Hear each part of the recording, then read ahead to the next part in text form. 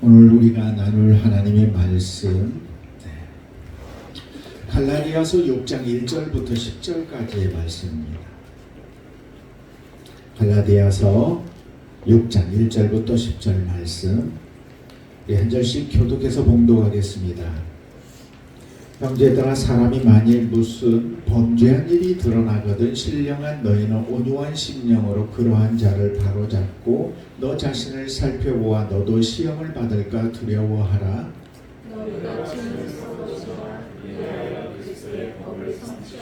만일 누가 아무것도 되지 못하고 된 줄로 생각하면 스스로 속임이라.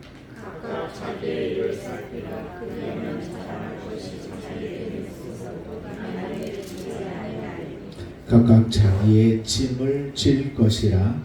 가르치는 자는 말씀을 가르치는 자와 모든 좋은 것을 택하여라. 스스로 속이지 말라. 하나님은 업신여김을 받지 아니하시나니 사람이 무엇으로 심든지 그대로 거두리라. 자기의 육체를 위하여 심는 자는 저것도 썩어질 것을 거두고 성령을 위하여 심는 자는 성령으로부터 영생을 거두리라. 우리가 선을 행하되 낙심하지 말지니 포기하지 아니하면 때가 이름에 거두리라.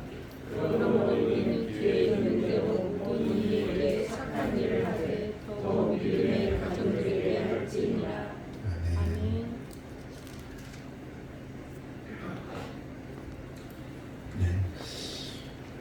복음서가 먼저 쓰였을까요? 서신서가 먼저 쓰였을까요? 네, 서신서가 먼저 쓰였습니다. 예수님의 증인들이 사라지니까 예수님의 말씀을 남기고 싶어가지고 그래서 복음서는 더 뒤에 쓰여져 있었고요. 쓰여지게 되었고요. 바울이 전도 여행을 하면서 교회들이 세워지는데 그 교회들이 건강하게 세워졌으면 좋겠는데 거기에 사단의 역사들이 일어나게 되죠. 그러니 그 교회의 건강함을 세우기 위하여 더 서신이 먼저 쓰이게 됩니다. 그래서 갈라디아서는 바울 사도가 거짓 교사들로 인해서 자꾸 진리가 왜곡되고 있는 복음이 변질되어 가는 것들에 대하여 바로잡기 위해서 쓴 서신입니다. 그 갈라디아 교회에 대하여 학자들은 조금 달라요. 그래서 그러다 보니까 조금 범위가 넓습니다. AD 48년부터 55년까지 약 한 7년 사이쯤에서 이 갈라디아서가 기록되었을 것이다 라고 보는데요. 아무튼 야고보서가 가장 먼저 쓰여졌다고 한다면 그 다음에 이 복음서가 쓰여졌어요. 그래서 사람들은 이제 갈라디아 교회만이 아니라 그 지역에 있는 모든 사람들이 이 갈라디아서라는 서신을 읽으면서 하나님의 말씀을 생각하게 되죠. 자, 예수님께서 승천하셨을 때, 사역을 마치시고 부활하시고 승천하셨을 때가 몇 년도쯤 되나요? 30년 조금 넘죠. 그런데 지금 이야기하면 50년쯤 된다고 보면 약 한 20년이 채 안 된 상황이에요. 그러니까 이게 복음이라는 진리가 예수님께서 친히 전하시고 전파되고 있는 중에 20년도 채 안 돼서 변질되어 가기 시작하더라는 거예요. 참 이게 귀한 말씀이니까 변질이 안 됐으면 좋겠는데 사람은 이걸 계속 바꾸어요. 지금 전 세계에 얼마나 많은 교단들이 하나님을 믿는다고 하면서 갈라져 있나요? 정교회, 카톨릭, 개신교 이게 계속해서 자기들의 생각에 의하여 갈라져요. 그러니까 잘 보세요. 갈라지는 일들, 분열하는 일들 속에는요 사단이 역사하고요 일치되고 회복되는 일은 한 성령 하나님이 역사하십니다. 기존에 예수님께서 화 있을진저라고 책망하고 저주했던 사람들이 왜 그 저주를 받아야 했나요? 외식했기 때문이죠. 하나님의 말씀의 본질은 지키지 않고 하나님의 뜻은 생각지 않고 계명만 만들고 거기에 율법을 더해서 어기기만 하면 회초리를 들고 있었다는 거죠. 하나님은 사랑하기 위하여 율법을 세웠지 혼내기 위해서 율법을 세운 게 아닌데 사람들은 혼내면서 사람들을 긴장시키면서 두렵게 하면서 자기 유익을 구하더라는 거예요. 그래서 하나님 없는 율법에 외식하는 모습을 보고 주님은 신랄하게 저주하며 비판했던 거죠. 그러니까 율법의 틀 속에서 사람들에게 복음을 전하고 그 복음을 받았던 사람들이 이제 그 율법을 자꾸 가져오는 거예요. 그러니까 율법주의자처럼 복음이 변질되어 가는 거죠. 자꾸 복음 안에 이 부드러운 복음이 형식을 갖추기 시작해요. 은혜의 구원의 진리가 무너지기 쉽다는 거죠. 우리나라는 가장 대표적인 특징이 뭐예요? 우리나라는 옛날부터 이게 있었어요. 비나이다. 그죠? 우리의 모든 상황들을 환경을 뛰어넘는 이 모든 신에게 뭔가를 얻고 싶은 안녕을 구하고 싶은 비나이다가 이게 기복적인 신앙이고 이 기복적인 것이 기독교가 오니까 새벽 기도에 너무 맞아 떨어지니 새벽에 정한수를 떠놓던 것을 교회로 나온 거예요. 그런 모습들이 이제 하나님을 향했지만 잘못된 것들은 점점 그 안에서 조금씩 변질되어 갔던 거죠. 우리의 뿌리 속에 있어요. 이건 자꾸 제거해야 돼요. 계속 제거하지 않으면 또 자라요. 오늘 갈라디아서 6장 1절부터 10절 말씀에는요. 너무나 여러 가지 좋은 교훈의 말씀들이 주제들이 너무 많아요. 그런데 몇 가지 살펴보려고 해요. 먼저 1절을 보면요. 범죄한 자가 그 죄가 드러나게 되었을 때 어떻게 하라고 말해요? 자, 사랑으로 덮어주라고 말해요? 아니죠. 바로잡으라고 말해요. 우리가 계속 그것을 바로잡는 노력을 하지 않으면 점점 우리는 망가져 갈 수밖에 없고요. 그 범죄한 자는 바늘도둑이 소도둑 되는 것처럼 더 큰 죄에 빠지게 되기 때문에. 그런데 바로 잡기는 바로 잡는데 어떠한 마음으로 하라고요? 예, 온유한 심정으로 하라는 거예요. 저와 여러분이 온유한 심정으로 삶을 살아가는 건 가만히 보면 자녀에게 제일 잘하더라고요. 자녀에게만큼은요 화가 나는데도 진짜 잘 참아요. 근데 다른 사람에게는 참다가 안 봐버려요. 포기해요. 근데 자녀에게는 포기를 잘 안 하더라고요. 온유한 마음으로 바로잡는 게 정말 우리의 삶에 필요해요. 그러면서 동시에 뭘 하라고 하냐면 너도 그와 똑같은 죄에 빠질 수 있는 상황인지 아닌지 자기 자신을 시험해보래요. 테스트를 해보래요. 자, 이게 무슨 이야기예요? 역지사지예요. 저 사람이 저렇게 하는 일을 놓고 잘못했다 비난하기 전에 한번 너도 너 자신을 돌아보면 나 같아도 저럴 수는 있겠구나 라는 생각을 하게 되는 거예요. 그렇게 되면 대하는 태도가 달라지죠.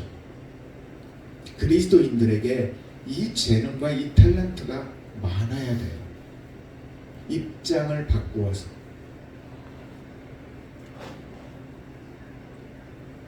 그러니까 율법주의자처럼 딱딱해지지 말고 온유한 마음으로 바로 잡으래요.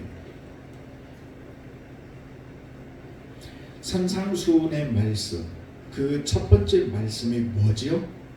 마태복음 5장. 제일 앞에 나오는 거 8가지 복에 대한 8복의 이야기가 나오죠. 근데 그 8복 중에 온유한 자가 받는 상급이 뭐였던가요? 온유한 자는 어떻게 된다고요? 땅을 차지하리로다 라고 되어 있어요. 왜 천국도 없고 다른 것도 다 칭찬이 있는데 온유한 자에게는 왜 땅을 차지한다고 했을까요? 강한 자들은요 싸우다가 생존하지 못해요. 참고 온유한 자들은요 버티고 또 버텨요. 나중에 생존해서 남아있는 사람들을 보면요 그렇게 짓밟힌 것 같은 온유한 자들이 나중에는 더 살아남아있고 이어가더라는 거죠. 온유하다는 것은 내유 외유 내강이라 라는 것을 의미해요. 결국 온유한 자는 최후 승리자가 될 확률이 높아요. 제가 그래요. 제가 이렇게 느껴보니까 아 그렇구나. 결국은 말도 안 되는 상황인데 또 받아들이고 또 수용하고 또 견뎌보니까 결국은 아 내가 패한 게 아니네 라는 것들을 알게 되더라는 거죠. 온유함의 이 변화가 저와 여러분의 삶 속에서 더 많이 나타날 수 있으면 좋겠어요.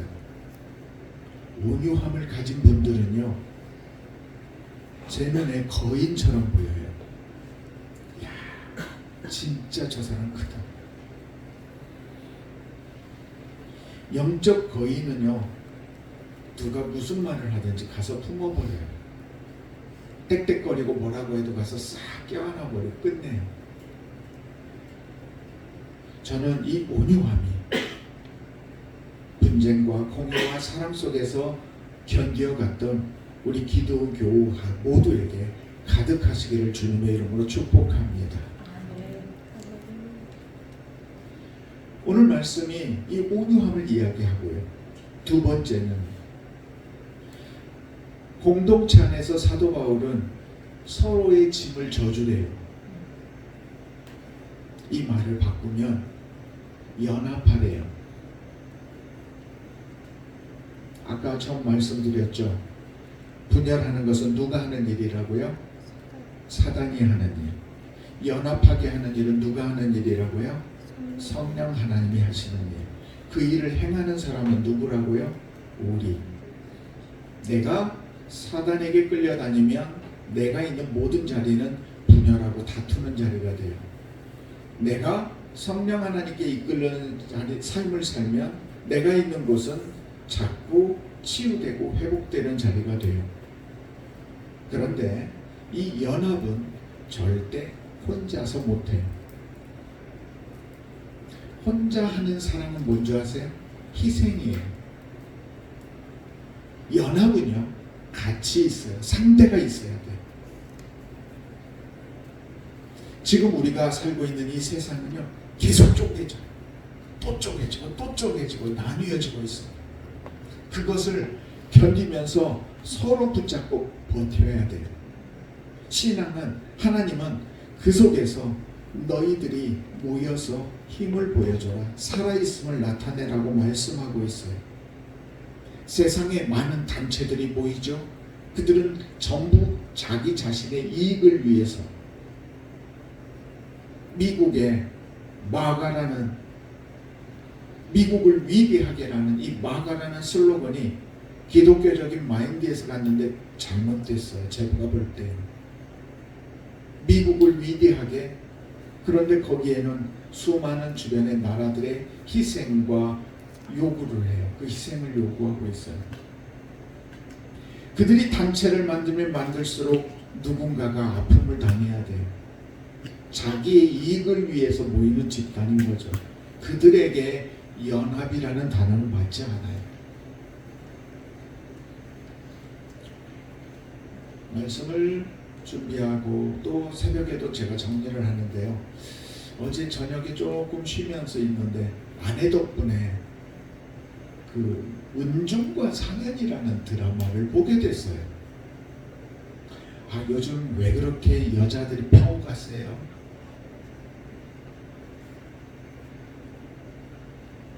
여자분들의 그 섬세한 감성과 여러 그 표현들이 두 주인공을 통해서 표현이 되는데 많은 생각을 하게 됐어요. 서로 그렇게 좋아했으면서도 서로에게 상처를 주고요. 그런데 그 두 사람이 마지막 그 질병 암으로 인해서 죽음 앞에 서로의 곁을 마지막 지켜주는 그 모습에서요. 남는 자도 치유를 받았고요. 떠나는 자도 회복되어서 기쁜 마음으로 떠나더라고요. 안락사의 문제를 다루고 그런 곳에서 여러 그 갈등의 이야기를 하는데요. 정답 없는 인생, 정답이 없을 것 같은 그 인생을 어떻게 살아야 하나, 아, 저렇게 사는 거구나 라는 것을 느낄 수 있게 해준 드라마였다라는 생각이 들어요. 여러분도 조금 휴지 준비해 놓고 이렇게 한번 보시면 좋을 것 같다라는 생각이 듭니다. 죽음은요, 참 강렬한 것 같아요. 그리고 그 죽음 앞에서 많은 사람들은 무너져요. 거기가 끝인 것 같고 절망이고 마침표처럼 여겨집니다. 하지만 예수님은 그 죽음의 권세를 깨뜨렸거든요.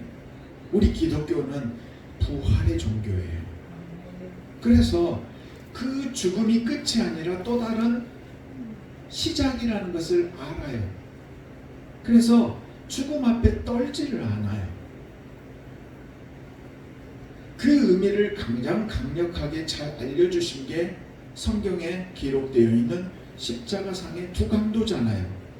한 강도는 내 저주받은 이 인생, 나는 분노하고 견딜 수 없어 끝까지 예수님을 조롱하면서 자기 삶을 던져버리죠. 그런데 또 한 사람은 어떻게 해요? 당신의 나라가 임할 때 나를 기억해달라고 이야기를 해요. 그런데 그 작은 차이가 바로 그 전까지에 살았던 모든 삶의 허물과 모든 상황들이 전혀 다른 결과로 나타나죠. 그래서 주님 뭐라 그래요? 오늘 내가 나와 함께 어디에 있으리라? 낙원에 있으리라.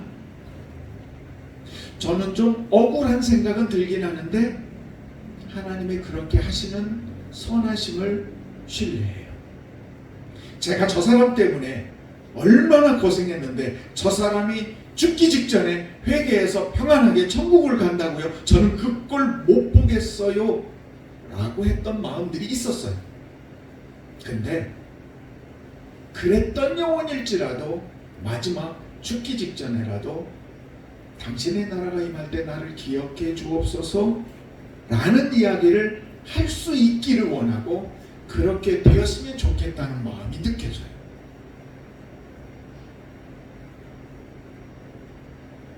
우리가 바로 이런 마음으로 살아가야 된다는 거죠. 죽음을 두려워하지 않는.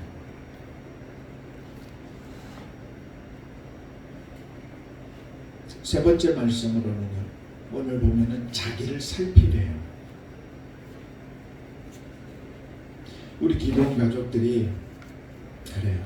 저도 막 그 만담가처럼 막 이렇게 했으면 좋겠어요. 설교 시간이 참 딱딱하죠. 네. 그렇지만 여러분들이 뭘 하나라도 분별하는 지혜를 가졌으면 좋겠어요. 자기 자신을 좀 살폈으면 좋겠어요. 우리가 살고 있는 이 세상은요, 우리의 오감을 지금 계속 자극합니다. 여러분, 책 언제 보셨어요? 요즘 책 보시나요? 책보다 간략하게 되어 있고 이제는 동영상도 15초짜리 짧은 것만 보지 긴 것 보지도 않죠. 우리의 뇌는 도파민에 중독되어 가지고 더 이상 인내할 줄을 몰라요. 오래 참지 못. 말이 길어지면요. 아니 그래서 뭔데?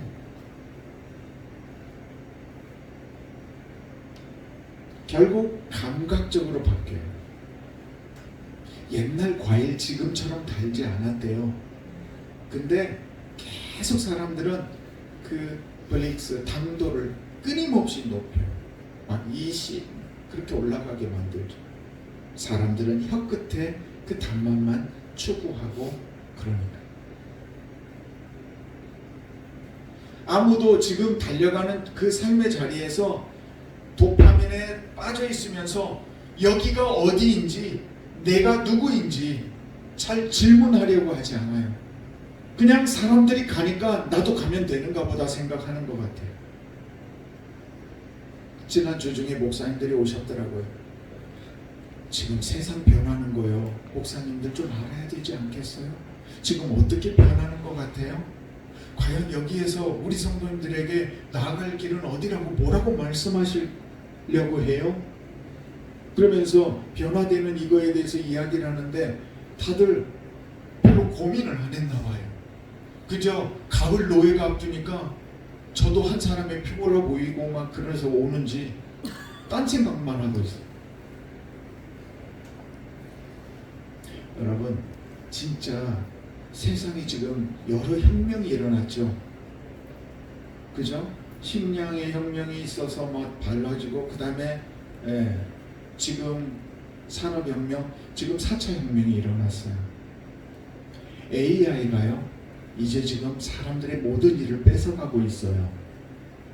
이제 똑같은 우리 몸의 사이즈 170 정도 되는 로봇이 나와서요 여러분이 하는 모든 일들을 다 하게 될 거예요. 설거지부터 시작해서 모든 걸 다 하게 될 거예요. 어느 순간에 그 일들이 이루어지는 게 아니라 이미 이루어지고 있어요. 엄청난 연봉을 주던 미국의 대기업들이요 수백 명, 수천 명씩 지금 해고하고 있어요. 다들 똑똑하고 유명한 대학에서 AI에 대하여 다 배웠던 사람들이에요. 그 사람들이 프로그램을 만들었는데 더 이상 그 사람들이 필요하지 않대요. 여러분 1인 회사가 1,000억씩 벌고 있어요. 혼자. AI를 이용을 해가지고 다 서치시키고 다 대답하고 나와서 혼자 매출을 1,000억씩을 만들어내는 세상이 되었어요. 육체적인 노동은 로봇이, 정신노동은 AI가 다 하게 되는 거예요. 과연 여러분 뭐 할 거예요? 미래학자들이요 전에는 100년 뒤에 500년 뒤에 뭐 어떻게 될 거라고 얘기했는데 이제는요 50년 뒤에 어떤 일이 일어날지도 말을 못해요. 겨우 지금 20년 후에는 좀 이렇게 되지 않을까라고 추측하는 정도래요. 과연 이런 속에서 우리는 도파민 속에 충족되는 그 만족 속에 살아가야 하느냐? 아니라는 거죠. 변화된 환경 속에서 내 삶을 그리고 복음을 내 가정을 내 자녀를 지키는 분별이 필요해요. 이 속에서 하나님은 어떤 존재인가? 그리고 이 속에서 하나님은 어떻게 일하시는 건가? 앞으로 시대는요 메타인지 능력이 뛰어나야 돼요. 유체이탈처럼 나를 객관화시켜서 한번 볼 줄 아는 능력이 있어야 돼요. AI가 슈퍼맨이 되어 가고 있는데 그 AI가 못하는 일이 뭔 줄 아세요? 명상하고 추상적인 일들을, 형이상학적인 일들을 하는 게 아니에요. 걔네들은 그걸 못해요. 주어진 데이터 안에서 정리하고 평가하는 것은 잘하지만 사람이 짐승과 다르고 AI와 다른 것은 우리에게는 형이상학적인 고차원적인 가치와 윤리를 가지고 있다는 거죠. 여러분, 우리가 느끼는 오감, 감각보다 저와 여러분의 이 영적인 사고하는 이 능력이 뛰어난 거예요. 이게 더 중요한 거예요. 우리가 더 사람 된 것은 사람답게 우리가 본능대로 살지 않고 고민하면서 저 사람의 아픔을 공감하면서 사는 거예요. 모두가 지금 우리는 다 작은 예수여야 한다고 말해요. 맞아요. 우리는 다 작은 예수로 살아야 돼요. 그러면 작은 예수가 뭔가요? 예수님은 그럼 어떻게 사셨나요? 예수님의 삶이 뭐예요? 예수님 공생에 3년 사셨죠? 복음서 보면 알죠? 뭐 하셨나요? 아픈 자 고치고, 죽은 자 살리고, 잘못된 거 바로잡고, 가르치시고, 그리고 섬기셨죠? 이게 예수님의 사역 전부예요. 치유는요, 몸의 질병을 고쳐주신 거고요. 마음을 치료해 주셨죠. 가르침은요, 뭐예요? 세상을 살아가는 법, 어떻게 살아야 한다. 그리고 구원받은 하나님의 자녀로 살아가는 법을 가르쳐 주셨죠. 그리고 서로 돕는 법, 섬김을 통해서 가르쳐 주셨어요. 작은 예수로 사는 것은 이것들의 어느 부분들을 내가 더 주로 여기면서 살아가는 거예요. 우리가 살아가는 지금 다양한 이 직업들, 그 직업 안에서 작은 예수로 사는 거죠. 교수와 교사는 어린이와 청소년들에게 삐뚤어지지 않는 시각을 갖게 하는 것을, 그리고 세상을 어떤 관점으로 바라보고 거기에서 내가 내 재능을 어떻게 발현시킬지를 가르치는 일을 하죠. 이 일을 하면 그 작은 예수가 되는 거죠. 구원받아서 하나님의 자녀로 살아가는 이 영적 가르침은 목회자에게 주어진 몫이에요. 이게 저의 작은 예수의 감당해야 할 모습인 거죠. 저의 삶이 무너질지언정 예수님이 십자가의 생명을 내어놓았던 것처럼 목회자는 계속 진리를 외쳐야 돼요. 그래서 아무나 목회할 수 있는 건 아니라는 생각이 들어요. 저도 겁없이 목회에 뛰어들었다는 생각이 들고요. 선무당이 뭐 한다고요? 선무당이 사람 잡죠? 선목사도 사람 잡아요. 지금 이 땅에 기독교라고 하는 그 중에 한 보수를 차지하면서 지금 뭔가 문제가 심각해져 가거든요. 자, 의사들은 지금도 많은 생명들을 살리고 고쳐주고 있어요. 바로 그 모습, 우리 각자의 여러 모습, 예수님의 치유 사역을 받은 그 달란트대로 살아가는 거죠. 저와 여러분이 가르침의 달란트, 아니요 그런 거 고침의 달란트 그거 없어도요, 예수님이 마지막에 보여주는 게 뭐예요? 섬김이죠. 저와 여러분은 이 섬김의 달란트를 얼마든지 행하며 살 수 있어요. 성실하게 자기 삶을 살면서 가족과 타인에게 도움이 주, 내가 있어야 할 가치가 있는 그 가치를 증명하면 되는 거죠. 그렇게 살아만 간다면 우리 가운데 실패하는 인생은 하나도 없어요. 구원에 이르지 못할 사람이 없어 보여요. 저는 시대가 바뀌어가면서요, 옛날에는요 순결했어요. 그 우리 율법적인 옛날 그 시대가 바뀌면서 지금 어떻게 바뀌어가고 있어요? 아내를 열어둔다고요? 그게 시대가 바뀌었죠? 이제는 결혼하지 않아요. 그런데 지금 그런 문제 저런 문제를 가지고 이래야 된다 저래야 된다고 계속 이야기하고 고집 피우다 보면요, 예수를 전할 수가 없어요. 저는 그걸 하나님께서 다윗이 간음하는 범죄를 했을 때 뭐라고 얘기했어요? 네가 아내가 필요했다면 내가 더 많은 아내를 줄 텐데라고 이야기했어요. 아니 우리가 생각하면 아내를 더 많이 준다고요? 하나님 그런 게 어디 있어요? 그럴 수도 있는데 그 시대에서는 그게 인정이 되고 하나님은 그 시대의 하나님이에요. 잘 보세요. 아브라함의 하나님, 이삭의 하나님, 야곱의 하나님이죠. 오늘 저와 여러분이 살고 있는 하나님은 이 시대의 하나님이세요.